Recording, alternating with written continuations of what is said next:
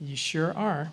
Christine Corson, you were the Intercontinental. And so bio says, Christine Corson is the Marketing Communications Manager for the Intercontinental Miami Hotel. You have successfully utilized your extensive knowledge of hospitality, food, and beverage to successfully promote and manage the marketing efforts of Toro Toro, which is a bull, that's what it is, restaurant inside it's a beautiful restaurant, by the way, inside the Intercontinental Hotel. And I know I have you in here, Eric, as well. On the back, here we go. Oh, Eric, you are with Culture on Demand. Among other things, yeah. Among other things, all right. But you're a Miami-based artist who blends technology, art, and collaboration for fun and social change. You've applied your unique design, development, and business experience to help tell the stories of numerous NGOs, startups, journalism ventures, artists, culture makers, and innovators worldwide. So, again, I think the obvious start here is always the start of the relationship. So what was the intersection of you guys being able to come together? Was it a need that one sought the other out, or was it a casual bump? I'll start since I technically asked Eric to join our team.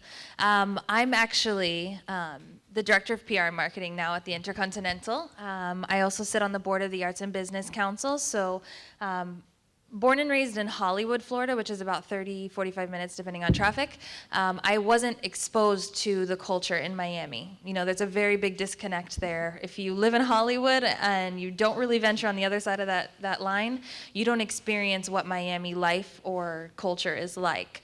I am very cultured. I'm Lebanese, so I have that, but I don't know the Latin culture of Miami. So when I came here, I realized that there is a lot of it, and there's a big focus on arts and entertainment and culture. So when I started working here, especially at the Intercontinental, and joined the board, the Arts and Business Council board, I was kind of thrown into it, and I was forced to learn it. And at first I was nervous, thinking, how can I learn what everyone has grown up in? And luckily, Laura and the rest of the board has been really kind and helpful, and opened my eyes to what opportunities there are in Miami. The Intercontinental implemented these digital platforms 2 years ago in 2012 as part of a $30 million renovation to try and, for lack of a better word, stay relevant in Miami in an ever-growing and ever-changing market. And the Intercontinental is 30 years old, specifically Intercontinental. The building itself has been around for much longer. And part of these LED platforms was trying to bring art, bring something new and something more visually appealing to the skyline, which, you know, we are huge in skyline. So once we added these panels, we said, well, what do we do with them? There's light on there. There's a dancer that we had. It was just a green screen dancer that we kind of purchased stock, if you will. And then people started asking, well, who is this dancer? It wasn't anybody specific, but when we saw the demand and who is this person, we said, let's create a competition where it can actually be a person, a real person, a local Miami dancer, artist, that we can then also highlight the sort of lost art of dance. You know, dancers struggle really, it's a struggle to become somebody in the dance world. So, and artists as well. It's hard. It's a very competitive market. So we gave the opportunity to try and create that story around local Miami dance and art, and thus was born our digital arts program. So we asked Eric to kind of come in and help us navigate a real path and a real direction towards how do we make this an arts program as opposed to just putting art up on there and saying, we have an arts program. So we didn't have that before, but when I came in last year, we really had a lot of conversations about how we can make it more focused and have a plan so that it wasn't just trying to figure it out, but actually having a strategic plan to make it something beneficial to the community, as well as keeping in line with what our goal was initially. So I'll let Eric talk a little bit more about that.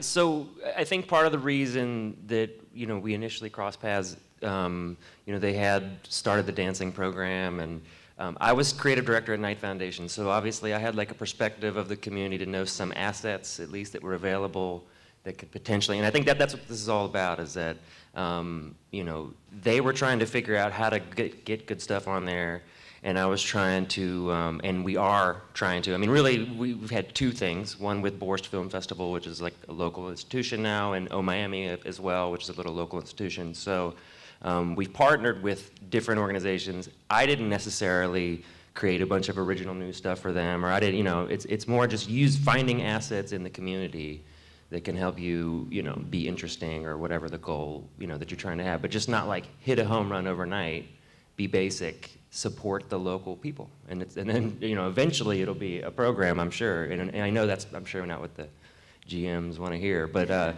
that's the reality of working with, if you don't have if you can't put a ton of budget into it and you're going to rely on grassroots people, little headaches here and there.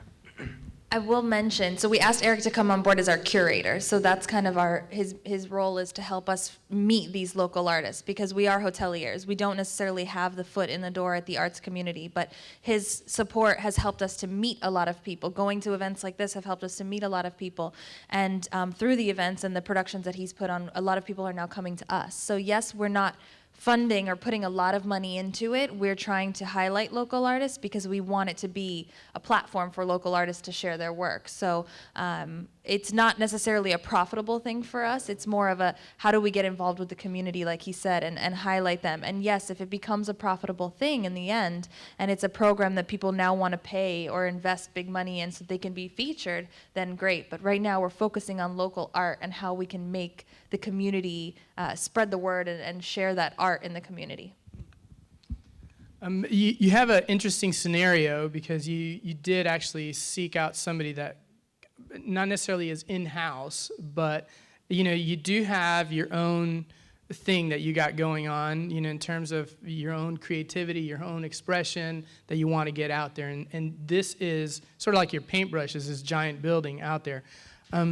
But in terms of what kind of clicked for, you're saying you're a hotelier, so you're into putting people in rooms. What was that thing that all of a sudden became kind of, that brought art up on the list of, man, this is something that we must get involved with now. This is not a choice.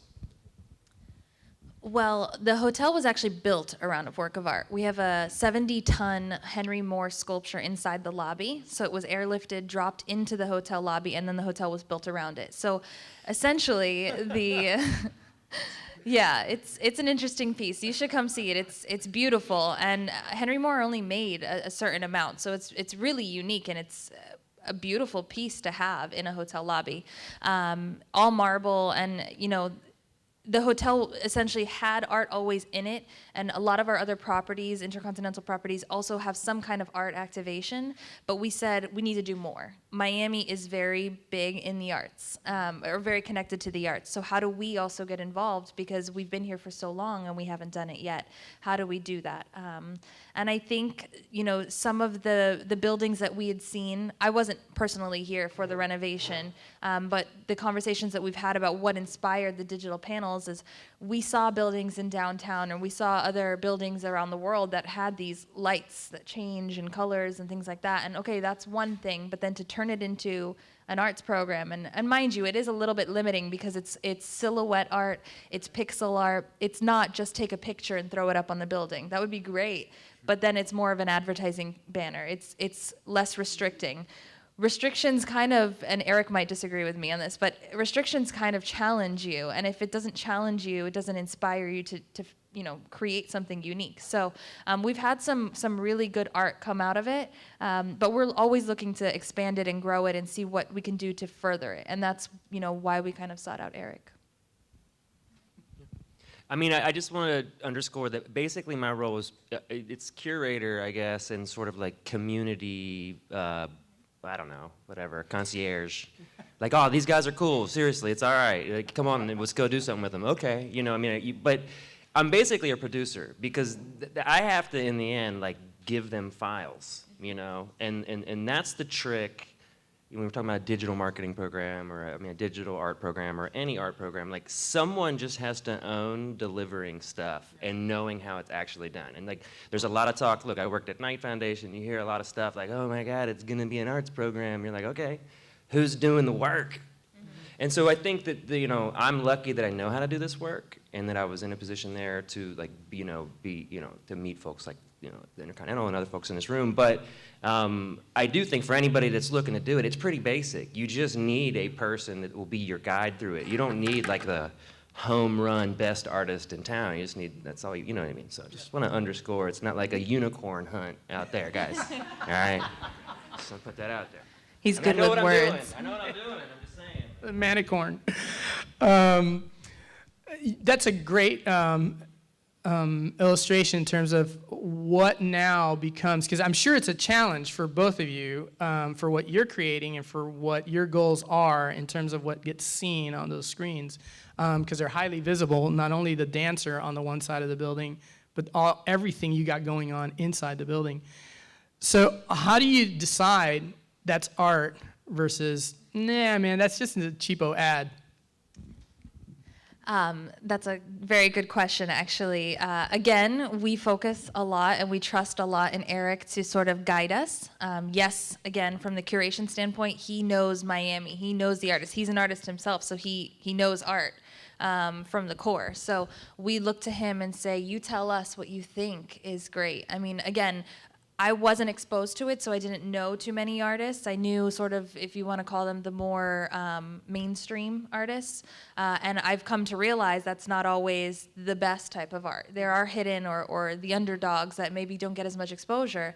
Again, like I said with dance, something that we did with the dancers on the side of the building was give people who didn't have that opportunity to then be on a 200-foot person on the side of the building, who now they're getting questions and they're having opportunities to dance at events and things like that. So through Eric's direction, we're finding these people who, yes, Borscht and Oh Miami are big companies and they're well known, but we also have some people who are coming to us now because of what they've seen, who are more of the underdogs that we're working with and trying to see if we can do something with them. So deciding between art and advertisement is, we always go to Eric and look to him to kind of guide us, but we also know that if somebody just wants to put up a picture and there's no real thought, there's no real story behind it, we sort of kind of wean it out. We don't want to just be a billboard on this, in the skyline. And we've had people come to us. We've had people come to us with proposal, requests. Can I do that? But we don't want to necessarily be known as that. It's great, it's beautiful, but we want to show art. We want it to be more valuable. That way artists don't come to us and say, oh, it's an arts program or an advertising program. So. I don't know. I mean, I there's nothing. I mean, I agree with all that. Yes. But I do want to point out, like, I think from my perspective, you had to just accept, like, you know what, we're going to do an arts program, but it's not just going to like take over the whole hotel all the time. Like, they're a business. Like, they have to have, the dance contest and other things, and that they have going as what I wanted to do to show is again, it's on the same idea that it's not a unicorn hunt, this is not impossible. It's just like, let's just do 4 shows. Like, if you want to get me involved, I don't want to like come in and tomorrow you have an arts program, because I can't do that. I'm not going to pretend like anybody can, definitely not me. So let's just do 4, right? And then you continue to do whatever else your guys are going to do. But, and I probably think that's different than, the Intercontinental is a big old business. They're probably not used to someone kind of prototyping it. It's just sort of like a more of a digital kid, I guess. So I'm just like, oh, let's do this as like a prototype. Let's just do 4, and let's find people that have a community already. The people, the 4 groups we chose in town are like, it's not that they are better. It's just that because they're new, they're better equipped to deal with all the challenges of like producing new media or digital media or something that we need to put onto that thing, as opposed to, you're structured as a bigger nonprofit, and you weren't at the advantage to have all these like media folks on your staff, which is like a huge expense. So that's the producer part. Yeah, the end. And for those who don't know what our digital arts program is Eric's chosen 4 quarterly exhibits. So when he says 4 events, he means first quarter, second quarter, third quarter, we put on these different events. So we're currently in Q2 with O Miami. So then we'll have 2 other exhibits to end off the year, and then, you know, if all goes well, hopefully we'll continue this program and just keep building on that. Okay, I'm gonna, can I put you on the spot right now? Okay, because we're gonna do a question and answer, but I figure maybe this is a little bit more helpful to these. Who would want to be on that building? Really? Like, I'm totally serious. Like, okay, what would you have to offer them to be able to say, hey, you know, can you get me on there? And then I want you just to listen in to this small pitch and really give an answer. Like, hey, this is what's missing, or dude, let's talk later. You got a business card? So again, I know I'm putting people on the spot here, but let's be real. We're all wanting answers here. So for all those that isn't going to be her, you know how this is going to go down. So you know then the approach here. So I'm with Miami City Ballet. Okay. I think that we've actually done something with you. Inside the lobby, yeah. Okay, so that's different than what we're talking about, right? Yes. Well, the whole program takes you from outside to inside. So essentially, you can have the 19-story LED wall where the dancer is or other content is, and then we have a TV marquee that's 1900 by some other number, and then it goes in through the lobby. All the lighting panels, everything can be customized. So essentially, if you wanted a hotel takeover, it's possible. Okay. So. So yes, we would love a hotel takeover. So how would you take it? How would you take it over? So it's Miami City Ballet's 30th anniversary next year, and we are doing a really big collaboration with some local Miami artists, with Terrell McCraney and with another artist. And so it has a really Miami feel. I think that we could showcase all that work.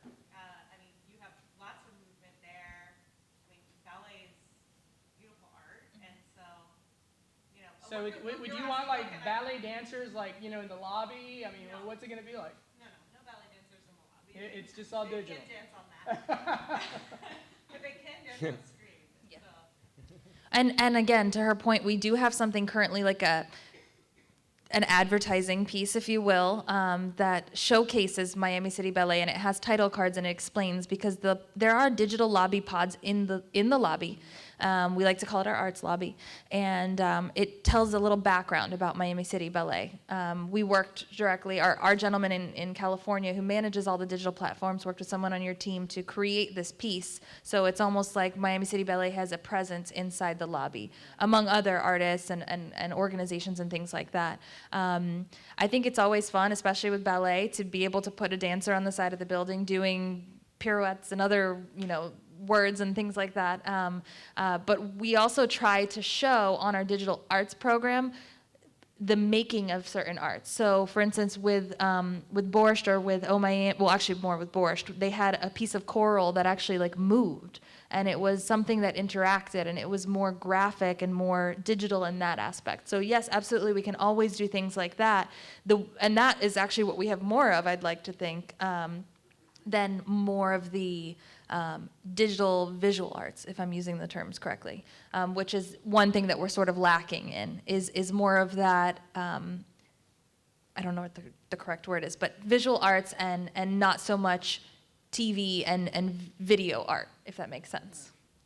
I would put it as an installation. I would consider it an installation. And so there's different levels to what you're saying. If we're getting into pitch mode now, all right. So there's different tiers of properties within this digital arts program, but it's essentially different types of screens, and it requires different types of work. So the number one thing that anyone really could do if you have beautiful photography is to use these pods. And so I wouldn't sit there and wait till you find an animator, because essentially that's what you need to do the building. So they hired an animator, me, to do 4 shows, and it's like, that's a lot of work right there, buddy. So if we're gonna do more, we gotta talk, right? But Now, how about somebody coming in? But I'm saying is, curating them? yeah, right. What I'm saying is, first of all, don't make that the bar like at first. Just say, wow, we should use this lobby because a lot of people go through here. There's conferences all there. You know, I worked at Knight Foundation. I was in there like twice a week with tons of people in the community. So you get a lot of eyeballs there, and that's easy. That's like dropping files in a slideshow. So you can find that without being too expensive. And then a year from now, 30th anniversary, you plan to do something. Well, okay, it's more of an installation. You're shooting video site-specific for these screens. One of them is like super horizontal and weird, you know? One of them is like the super square, and one of them's a giant scoreboard. It's like, you know, with an iPod ad on it, basically, is what that thing is. So it's like, what do you do? Those are such different challenges for a ballet company. You know, it's like you have beautiful photography, you have beautiful video, you have access to those assets, but you really gotta, if we're gonna do that, You need an animator. it's just like creating an installation, so it's that kind of process. Anyway, it's like building, it's like, you know, choreographing a new show. You would start now, right? Yes. He does. There are many months that lead up to, or if you're going to do a big show, for Art Basel, we had a whole year. So it depends. It's a deeper conversation, but it's one that we're always willing to have. The best way I can explain it, because again, a lot of people see the building or see the different areas that we have art, and they think it's as easy, like he said, as dragging and dropping into what did you call it? A spreadsheet or something like that, or a slideshow, I'm sorry. So computer, something like that. So it's great if we have photography or videography to do something like that. But when you're talking this 200-foot building or 200-foot digital part of the building, it's almost like Tetris. You're dropping in pixels. And you're making the art. That's why he says animator or creator or somebody who understands the platform, which is, again, part of our job is to explain to you what the platform is and what your limitations are so you can go out and then create it. But again, to create something on the side of the building for the whole city to see, it's almost like you're doing it pixel by pixel by pixel, and that's how you're creating it. We can't just upload a photo, even though the photos might be beautiful. And that's where the challenge with our arts program comes in, because it has to be sort of that specific visual art. So. Yeah, I mean, I just think that, like, in the case, you know, the ballet one is a good case study, or the visual, the photography one is a good case study, because I can break those two apart and say, the photography thing, you know, all these screens in the lobby, okay, you could pretty quickly, if you're a professional photographer or visual collective, come up with a way to use those screens, and you should just get right on that as soon as you can. You know what I mean? Like, don't wait for this other stuff. And then, as far as getting on the building, well, that's harder with photography, because it's basically, like I said, those old iPod ads where it's a monochromatic thing. It's like a scoreboard up there. So, you know, you kind of need like a dancer, of course. You know, we see it happen. And of course, ballet, even just the feet, right? It would look really cool. So it's just like, but that's not to say that, you know, lifestyle brand stuff couldn't come up with a concept. I guess what I'm getting at is, the more you come with the production capability or a concept that's realistic, that's the calculus you're doing, as opposed to, Miami, of course we're gonna do, you know, it's more just like, no, they had like a good idea, and they like, we're gonna bring a bunch of assets to help me make it happen. And so that's basically how anything in this, how your business works probably, right? Like who's in that collective, people that help you make it happen. So anyway, they're all good ideas, you just need a little production budget, and that's it. Well, fantastic. So the takeaway is, guys, if you're wanting to work with other entities and collaborate with them, do your work first. You know, don't expect the person that you're wanting to bring in to be the one that not only foots the bill, but actually does the work as well. You know, there is, again, some sweat equity that has to be on you all's part in order to make something like this happen. And obviously, it's a learning curve for anybody stepping into your situation, this hotel that has this incredible platform to be able to do work with. But I think that's a given. I mean, anywhere that you step in, if somebody gives you, hey, your Wynwood building, you're going to get into what's there that I can actually use. So that stepping point is there. But I think the takeaway here is, man, there's something that's available in the city that is making a difference. And with some sweat equity and planning, certainly would make a very big impact. I know for sure. One of the things that impacted me as a graphic designer way back as a kid was billboards, because they used to get painted back then, not printed. And I was just always amazed at how giant this thing is. So when this thing went up on the building, I was like, yo, that is cool, so I loved it. So thank you so much for sharing with us and sharing this time and having this chat. We really, really do appreciate it. Thank you so much. Let's give him a hand. Christine, thank you so much. Erin, you're the bomb, man. Thank you.